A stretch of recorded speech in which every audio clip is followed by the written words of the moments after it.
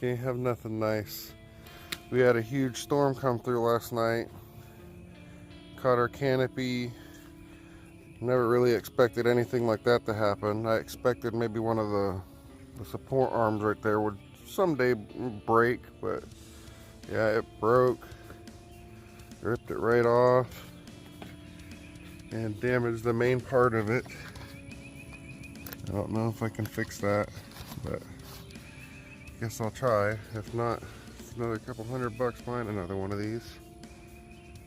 So, guess I'm kind of regretting my joke about saying our van looked like an airplane, because it did try to take off. It shook the van and woke us up. Came out here in the rain, and that's what it was.